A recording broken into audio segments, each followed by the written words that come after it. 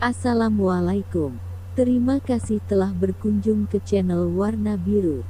Di sini saya akan memberikan informasi mengenai sumber daya manusia (SDM) dan perannya.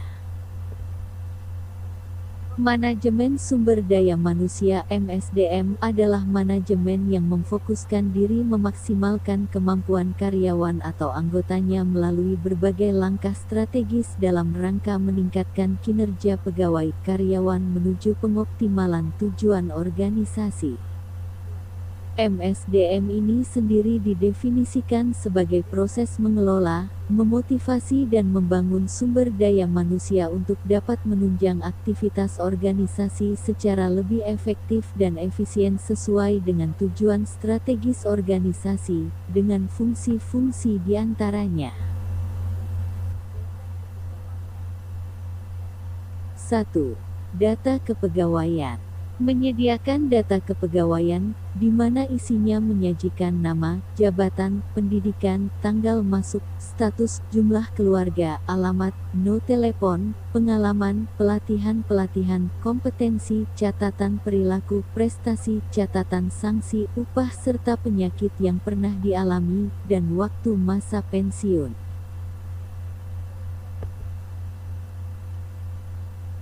2. Perencanaan dan pengembangan.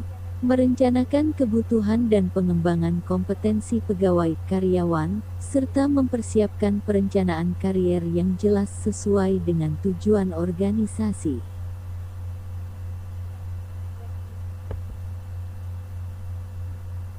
3. Rekrutmen.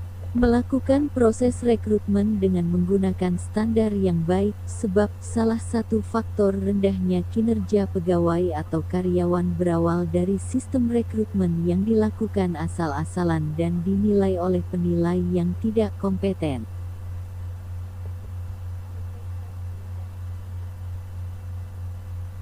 4. Kompensasi dan kesejahteraan. Membangun sistem kompensasi yang baik dan adil. Terkait dengan hal ini, manajer perlu mengevaluasi kinerja pegawai atau karyawan dan memberikan kompensasi yang layak dan adil atas pengabdian dan kinerja, serta memperhatikan kesejahteraan pegawai atau karyawannya secara keseluruhan.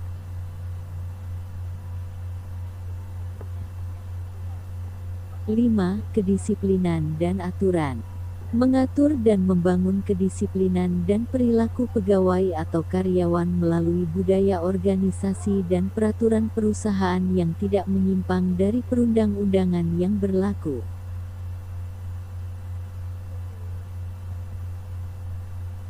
6.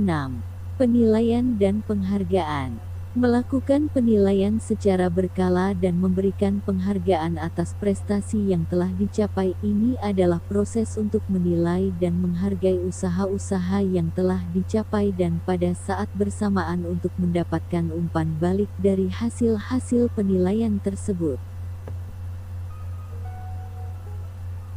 7. Memotivasi. Memberikan motivasi dan semangat kerja kepada pegawai atau karyawan. Ini adalah proses penting yang harus dilakukan oleh pimpinan sesuai dengan wilayahnya. Dalam beberapa kasus terjadi sebaliknya, pimpinan seringkali memberikan ancaman, bahkan bentuk ketidaksukaan terhadap bawahan yang berimplikasi menurunnya kinerja individu. Pendekatan model ini sudah tidak efektif.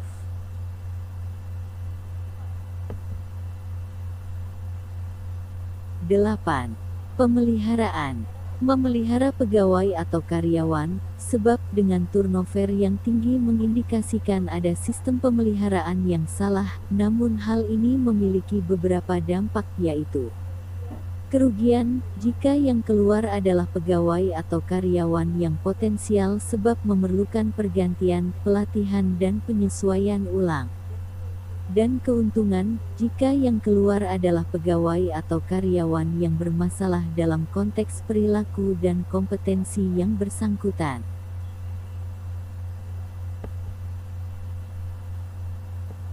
9. Pengintegrasian.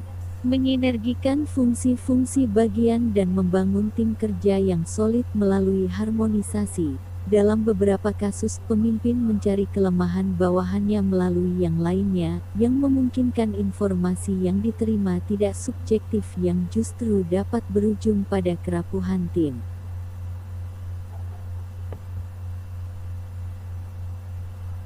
10. Kesejahteraan karyawan. Memperhatikan kesehatan pegawai atau karyawan yang juga merupakan persyaratan dalam hubungan industrial, di mana setiap pegawai atau karyawan wajib diikutsertakan dalam program kesehatan yang diselenggarakan oleh Badan Penyelenggara Jaminan Sosial (BPJS). Peran SDM bidang yang berkaitan dengan MSDM secara langsung ditangani manajer bagian SDM atau kepegawaian, tetapi pengetahuan tentang MSDM penting bagi semua level kebijakan. Faktor kegagalan pemimpin dalam mengelola SDM adalah keterbatasannya terhadap pengetahuannya tentang manajemen SDM itu sendiri yang di dalamnya mengandung unsur-unsur peningkatan kinerja pegawai atau karyawan. Keberhasilan pengelolaan SDM ini tidak lepas dari strategi dan komitmen serta pemahaman atas fungsinya terhadap faktor-faktor yang mempengaruhinya. Berdasarkan beberapa hasil dari penelitian dari sejumlah peneliti bahwa kinerja pegawai atau karyawan dipengaruhi oleh kepemimpinan, kompetensi, budaya organisasi dan motivasi, serta masing-masing memiliki korelasi satu sama lain.